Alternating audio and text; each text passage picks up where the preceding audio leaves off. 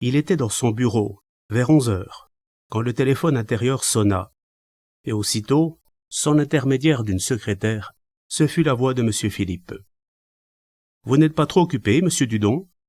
Voulez-vous passer me voir un instant ?»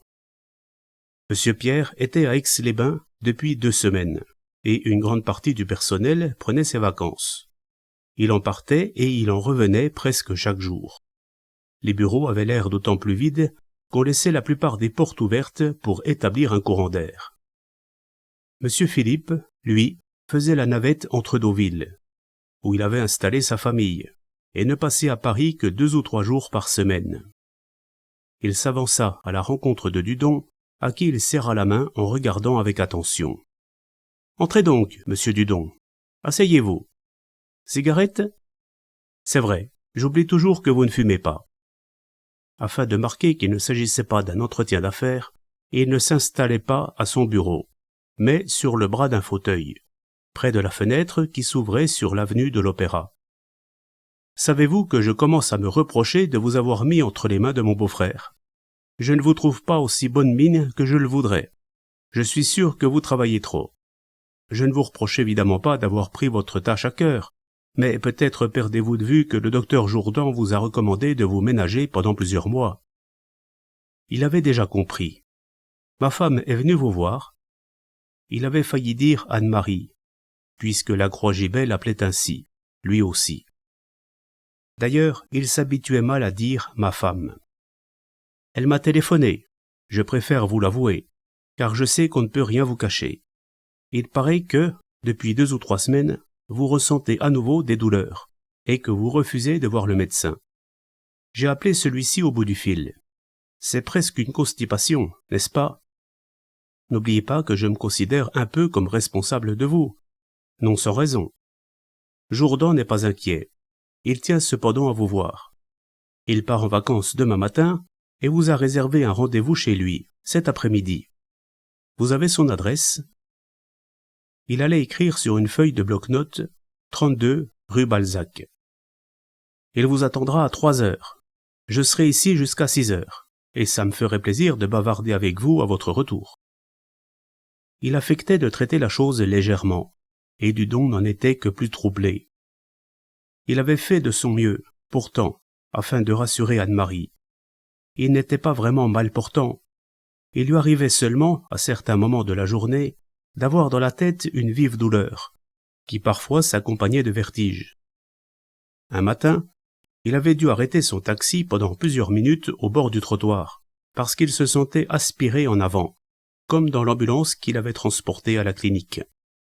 Cela ne l'avait pris que 2 ou 3 fois chez lui, mais Anne-Marie était prompte à déceler la moindre altération de son visage, le plus léger signe de fatigue.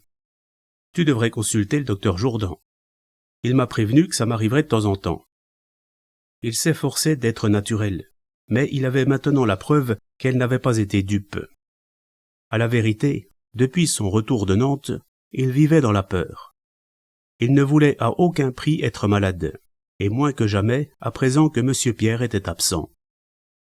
Il se sentait menacé, n'était pas loin de croire qu'on allait profiter de son état pour se défaire de lui. « Je me suis permis de répondre à Jourdan que vous y seriez. Je compte sur vous. » Il vint lui donner une tape sur l'épaule. « Heureux, Monsieur Dudon ? » ?»« Oui, Monsieur Philippe. »« Vous ne me gardez pas trop rancune de vous avoir renversé. Je ne vous en ai jamais voulu. » Même dans les bureaux, il régnait un air de vacances, surtout de ce côté-ci du palier, où les dactylos ne se gênaient pas pour bavarder à voix haute dans la pièce voisine. Le vacarme de l'avenue de l'Opéra pénétrait par les fenêtres ouvertes, et on voyait des femmes en robe claire passer sur le trottoir d'en face. Des hommes se promenaient avec leurs vestons sur le bras. Monsieur Philippe était de bonne humeur. Il fumait comme d'habitude une cigarette à bout de liège dont il faisait revenir la fumée par le nez. « Avouez que, ce soir-là, vous avez vu quelque chose. Je ne sais pas à quoi vous faites allusion. Allons donc, vous vous êtes montré discret, et je vous suis reconnaissant, croyez-le. Entre nous, je peux vous confier maintenant que je me suis trouvé dans une situation plus qu'embarrassante. Je vous parle en ami. Vous faites partie de la maison, Et vous avez pu vous rendre compte que je n'ai pas exagéré en prétendant qu'elle est une grande famille. Il y avait une femme avec moi, par le plus grand des hasards, en tout bien, tout honneur. Il ne pouvait empêcher son sourire de démentir ses paroles. Et il se fait que c'était la femme d'un diplomate très en vue, qui vient heureusement d'être nommé dans un autre pays. Vous l'avez vue. Il dit simplement « Elle portait un chapeau blanc ». C'est exact, et une voilette blanche. J'ignore pourquoi j'ai eu la conviction que vous l'aviez vue, et je me demandais si vous l'aviez reconnue, car sa photographie a paru dans les journaux et les magazines. Je ne l'ai pas reconnue. Ça ne fait pas de différence, puisque vous avez été discret. Aujourd'hui qu'elle et son mari sont loin, ça n'a plus d'importance. À ce moment-là, ça aurait déclenché un scandale qui aurait pu avoir de graves conséquences. Je tenais à vous en parler et à vous répéter que j'apprécie votre attitude. Il tendit une main large ouverte. À ce soir, monsieur Dudon. N'oubliez pas le docteur Jourdan. 3 heures. C'était un des jours où Maurice ne rentrait pas déjeuner, parce qu'il liquidait du travail de bureau et qu'il ne prenait qu'une demi-heure pour manger dans un petit restaurant de la rue d'Antin. Anne-Marie l'appela au téléphone un peu avant midi. Cela lui arrivait rarement. « Comment vas-tu ?»« Très bien. »« T'es content ? Rien de nouveau au bureau ?» Elle se demandait si M. Philippe lui avait parlé. « On m'a fait la commission, » répondit-il avec mauvaise humeur. « Tu m'en veux ? C'était le seul moyen de te décider. Tu iras ? » ?»« Oui. »« Surtout, Maurice, n'hésite pas à lui expliquer exactement ce que tu ressens, y compris ce que tu me caches. »« Allô ? » ?»« Oui. »« On dirait que t'es fâché. »« Non. »« Tu vas déjeuner tout de suite ? » ?»« Dans 20 minutes. »« Tu n'aimerais pas que je saute dans un taxi pour aller déjeuner avec toi ? » ?»« Non, j'ai très peu de temps. »« Comme tu voudras. Tu rentres ce soir comme d'habitude ? » Pourquoi prononça-t-il avec amertume ? À moins que le docteur décide de me garder. Tu es fou ? Écoute, Maurice, il faut que tu me promettes de ne pas avoir d'idée pareille. Tu penses ce que tu viens de dire ? Non. Tu le jures ? C'était idiot. À quoi cela rimait-il de jurer ? Sur quoi ? Je le jure. Ils avaient eu tort tous les trois, Anne-Marie, M. Philippe et le médecin. Ce n'est pas ainsi qu'ils auraient dû s'y prendre. Ils obtenaient un résultat opposé à celui qu'ils visaient. Il mangea seul dans son coin. Il lui arrivait maintenant, au moment de faire un mouvement, comme d'accrocher son chapeau à la patère, d'interrompre son geste pour le continuer au ralenti, avec précaution. Jusqu'à 2 heures, il n'y eut que lui dans les bureaux déserts, où flottait l'odeur de la ville surchauffée et de la poussière des trottoirs. Il avait des quantités de dossiers à mettre au point, et cela lui manquait de ne pouvoir en parler à M. Pierre. Les autres ne s'intéressaient pas à son travail. Peut-être était-il tenté, comme Anne-Marie l'avait fait en plaisantant, de le traiter d'adjudant. Il le regardait d'un mauvais œil, incapable de comprendre l'importance de la tâche à laquelle il s'était attelé, et qui, en réalité, dépassait le cadre de la maison Gibet. La dernière affaire qu'il avait découverte, par exemple.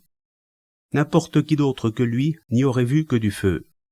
Justin Bécher était un des gérants titulaires des meilleurs dossiers. Son dépôt, rue du Faubourg Saint-Antoine, était de première importance. Il avait travaillé longtemps à la Halle aux Vins et n'avait quitté son emploi que pour raison de santé. On parlait de bronchite. La vérité, c'est qu'il était tuberculeux. Cela se voyait à ses joues creuses, à ses pommettes trop roses, à ses yeux fiévreux. Sa femme, une petite boulotte, travaillait sans répit, toujours de bonne humeur. C'était le genre de ménage qui donne confiance. Or, quand il était entré dans leur magasin, un matin, vers 10 heures, alors que madame Bécher servait une cliente, il avait compris que son apparition lui causait un choc. Il était déjà passé la semaine précédente. Normalement, il n'aurait dû revenir que dans un mois. « Justin ! Justin !» avait-elle crié en se tournant vers la porte ouverte derrière elle. « C'est monsieur Dudon !» Il avait attendu. Un long moment s'était passé. On avait entendu enfin des pas traverser la cuisine, comme sur la pointe des pieds. puis le bruit d'un robinet auquel quelqu'un se lave les mains. « Excusez-moi, monsieur Dudon, j'étais en train de faire quelques rangements là-bas derrière. » Justin Bécher était anxieux, lui aussi. Sa femme et lui se regardaient. « J'espère qu'il n'y a rien de mal dans les comptes. Je fais de mon mieux. Je n'ai jamais été fort en calcul, et c'est mon fils qui est obligé de m'aider. Je suis entré en passant, pour voir si tout allait bien, et si la clientèle est contente du nouveau Chablis. » Il ne lui fallut qu'un quart d'heure pour découvrir le poteau rose. Il allait et venait dans la boutique, et il avait surpris un coup d'œil de madame Bécher au pied de son mari, comme si elle lui conseillait d'aller changer de chaussures. Les semelles étaient humides et laissaient des traces sur le plancher. Il n'avait pas plu depuis 8 jours. En outre, Justin ne venait pas du dehors, et il était peu probable qu'il ait été surpris faisant la lessive. Il y avait d'autres indices. La femme avait crié très fort pour l'appeler, d'abord. Le mari avait gagné la cuisine sur la pointe des pieds et s'y était lavé les mains. Ses souliers étaient mouillés.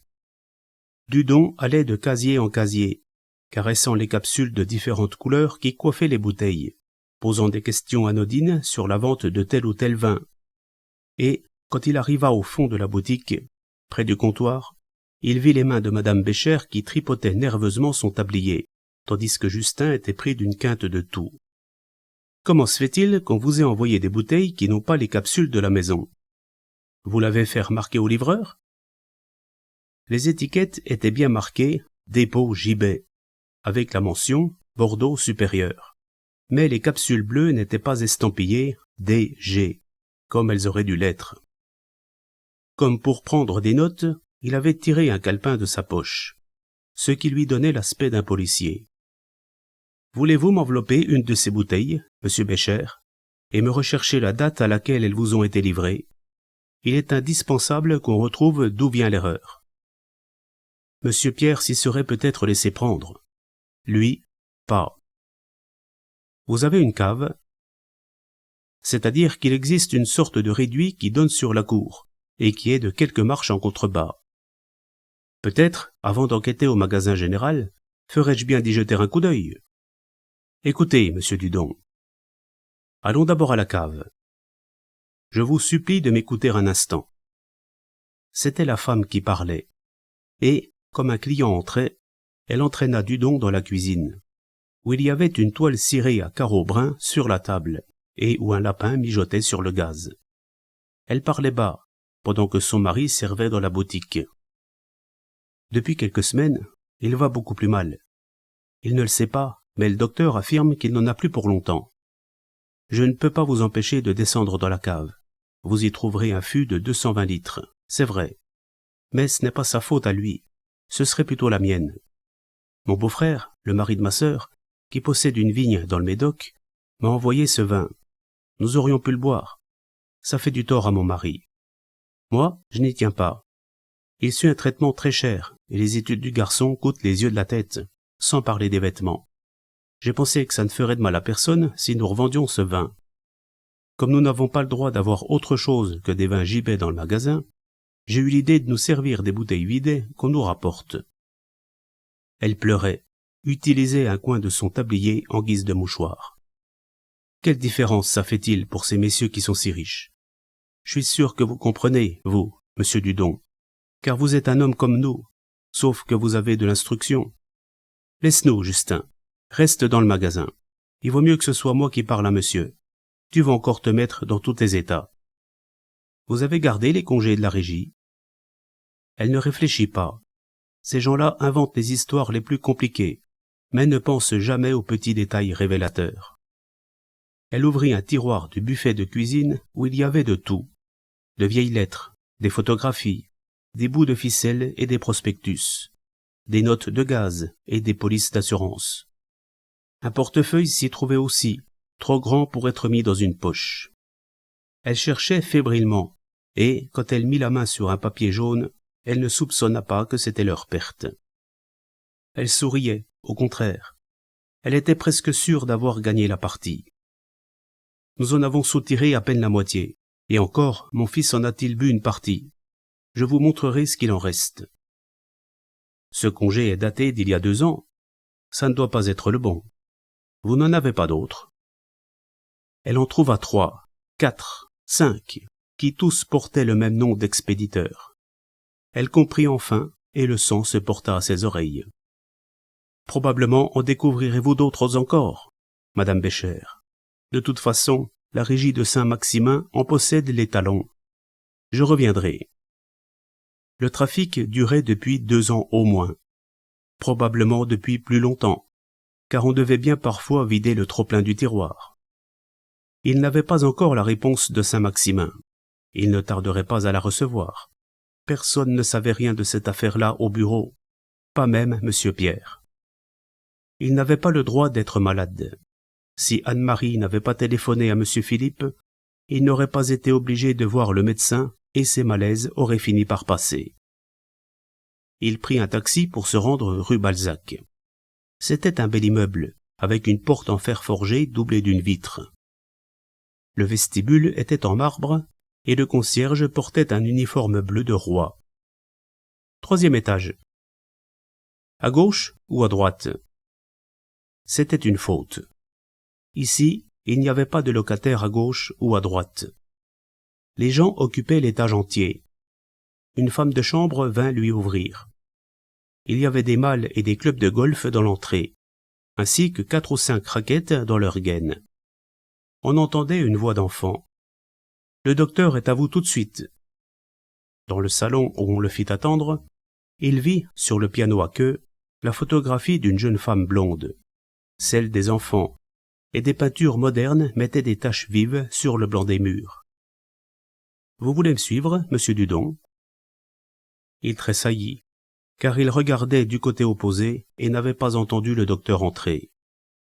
Jourdan était en bras de chemise, sans cravate, et son pantalon était en flanelle grise. « En principe, je suis en vacances depuis midi, mais j'ai tenu à vous voir. Entrez donc dans mon cabinet. » Il le fit asseoir en pleine lumière et se mit à le regarder attentivement dans les yeux. Vertige? Quelquefois. S'accompagnant de douleurs aiguës? Cela commence généralement par une douleur. Je vais essayer de vous expliquer. Je fais un mouvement, pas plus violent que les autres, et j'ai tout à coup l'impression que quelque chose se déplace sur mon crâne. Vous ne voyez pas de point noir? Je n'ai pas remarqué. Il braqua un projecteur sur ses yeux, et Dudon en sentit la chaleur cuire sa peau. « Vous avez beaucoup travaillé ces derniers temps, me dit-on. »« J'ai travaillé.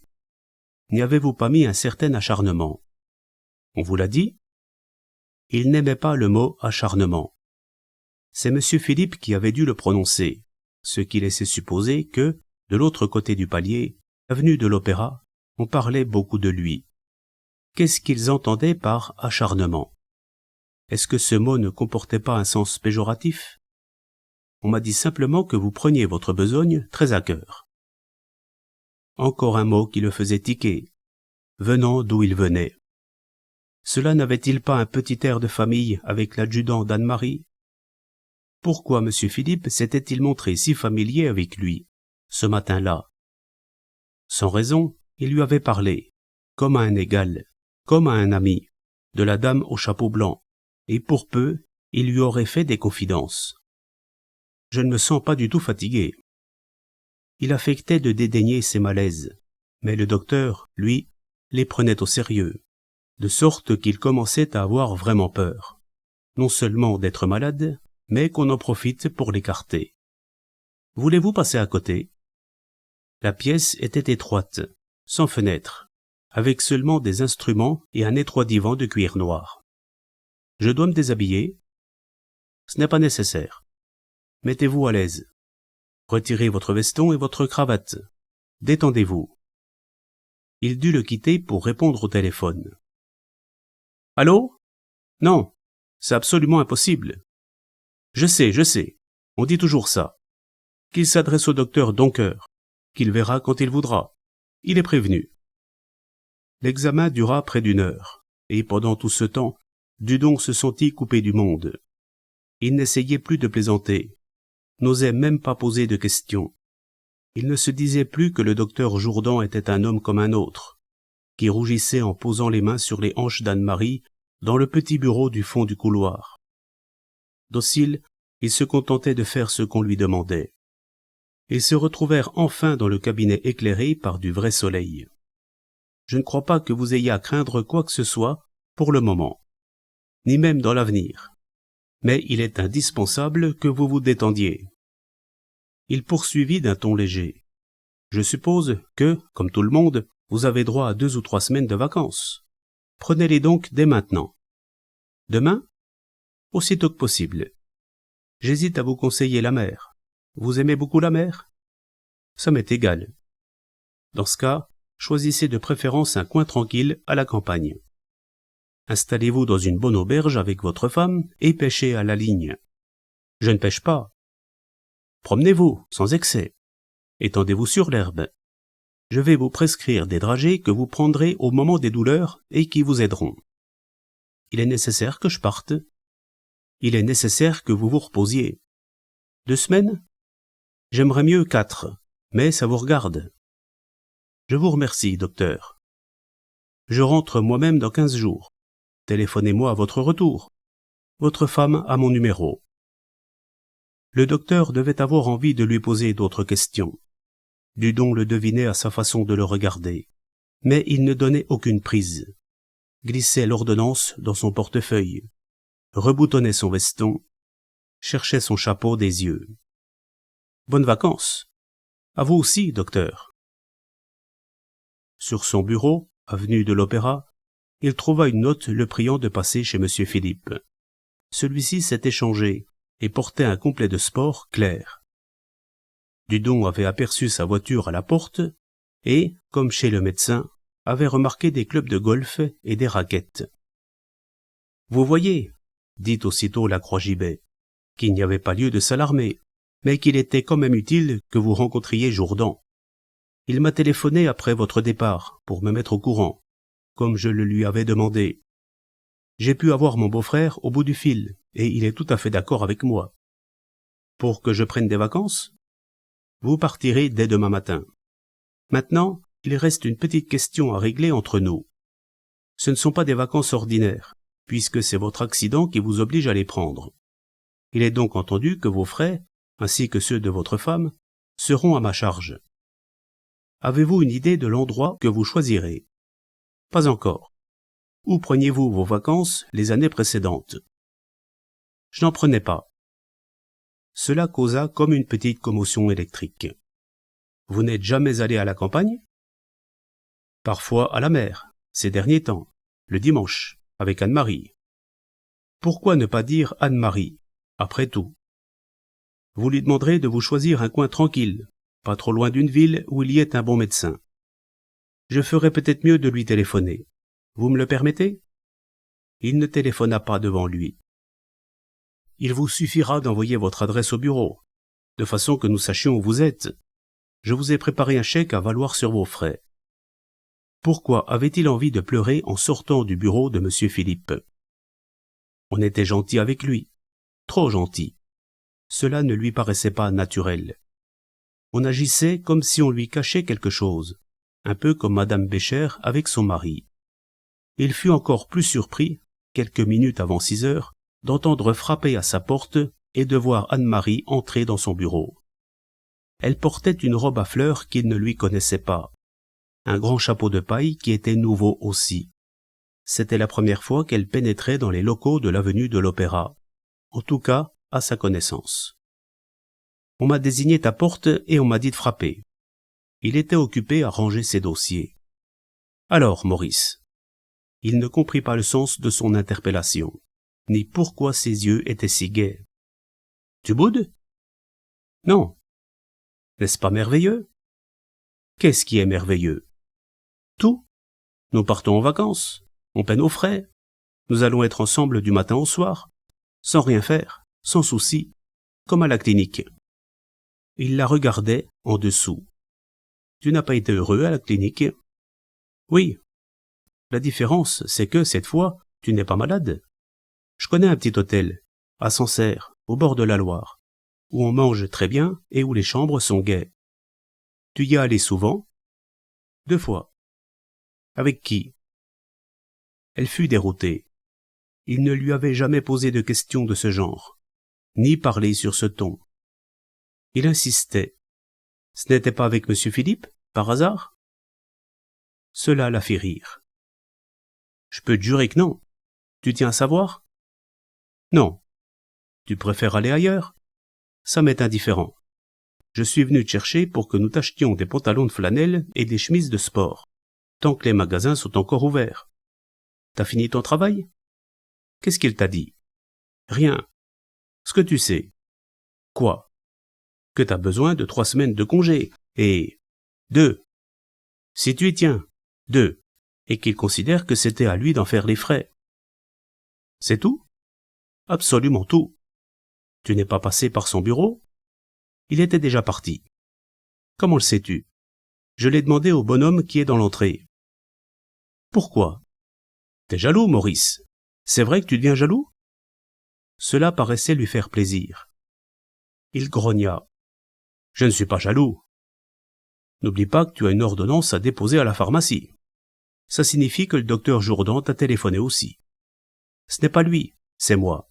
J'étais inquiète. S'il avait pu, il aurait fermé la porte de son bureau à clé. Il n'avait confiance en personne, surtout en l'absence de M. Pierre. Qui sait si on n'essayerait pas de chipoter dans ses dossiers?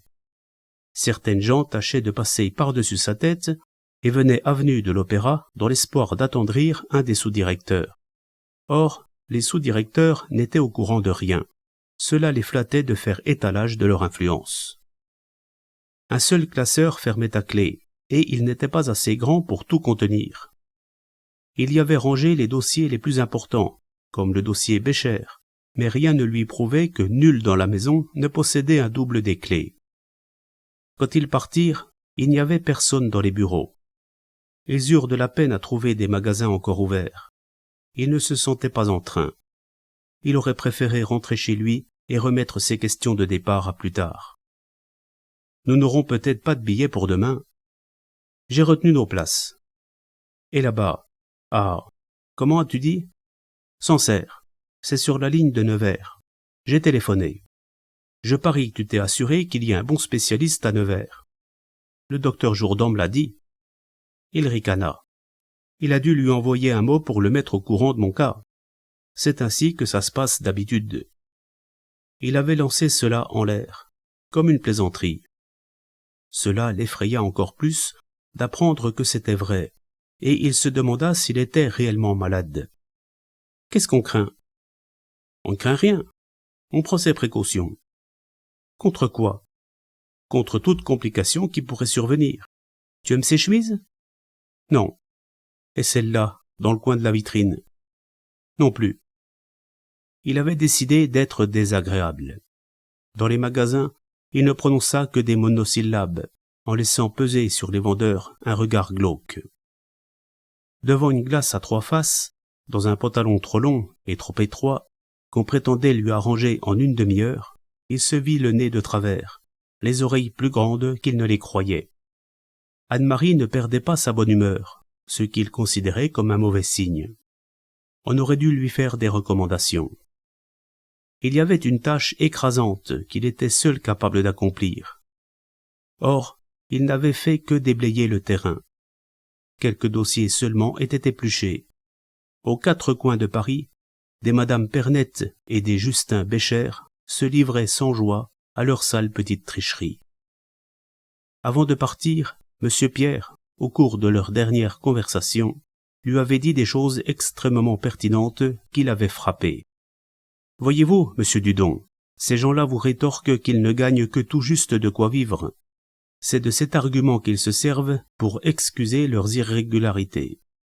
Or, voilà 60 ans que la maison existe. Elle n'est pas la seule dans son genre. Les expériences et les statistiques sont là. Donnez le nécessaire à un homme, sans plus, et il y a de fortes chances pour qu'il s'en contente. Donnez-lui le superflu, et vous lui inculquerez en même temps des goûts qu'il ne pourra pas satisfaire.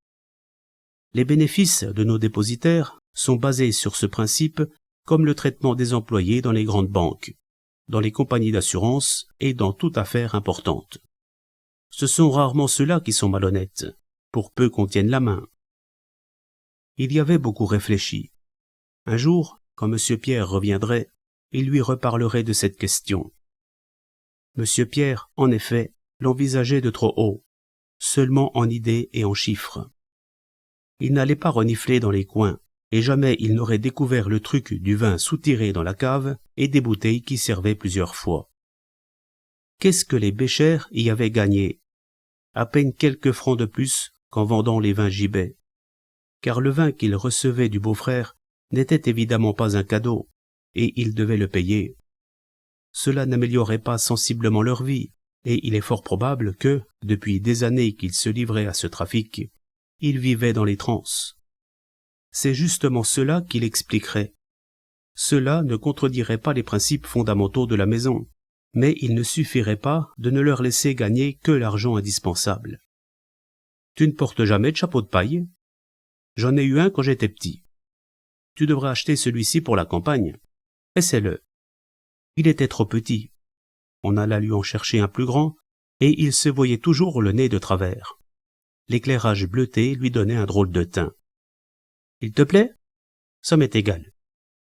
Tu veux bien que nous dînions en ville? Il n'y a rien à la maison, car j'ai commencé les bagages. Je n'ai pas faim. Et si par hasard j'avais faim? Je n'ai pas dit que je ne voulais pas manger. T'es adorable, Maurice. Moi? Tu boudes comme un enfant. Veux-tu que je te fasse un aveu? Depuis que je suis allé te chercher au bureau, j'ai un peu l'impression que je te vois comme t'étais avant. Je peux maintenant t'imaginer sortant du métro, à d'Enfer Rochereau, et marchant vers la rue du Saint-Gothard en jetant des regards farouches aux passants. Je ne les regardais pas. T'avais quand même un regard farouche, admets-le. Je ne me regardais pas non plus. Tu ne jetais pas parfois un regard dans la glace des vitrines? Comment avait-elle deviné ça? Cela ne lui arrivait que rarement, quand il était sûr que personne ne pouvait le voir. Le plus curieux, c'est qu'alors il se découvrait effectivement l'air farouche, et qu'il en éprouvait une secrète satisfaction. T'as envie de redevenir comme avant? Non. De faire ton lit et griller ta côtelette en rentrant? Est-ce que t'achetais des légumes cuits chez la crémière? Bien sûr. Et, le dimanche, des coquilles de homard? Ça m'est arrivé. Pas nécessairement le dimanche. Combien de fois par mois lavais-tu les torchons à poussière? Je ne les ai jamais lavés. Pourquoi demandes-tu ça? Parce que je le sais. Je voulais te le faire dire. Je les ai vus dans le placard. Alors, j'essaie de t'égayer. Nous habitons un joli appartement. On t'a remis cet après-midi un gros chèque, et nous venons de te rhabiller des pieds à la tête. Nous partons demain pour la campagne. Le temps est magnifique, et tu n'as seulement pas pris la peine de regarder ma robe. Pardon, elle est à fleurs jaunes. Tout en marchant, elle lui serra le bras d'une main qui frémissait. « Je t'aime, Maurice !» lança-t-elle joyeusement. Puis, après un silence, « Tu ne dis rien? Qu'est-ce que je devrais dire? Par exemple, moi aussi. Moi aussi. Tu le penses? » Il réfléchit. « Je crois. » Pourquoi lui avait-elle parlé de la rue du Saint-Gothard?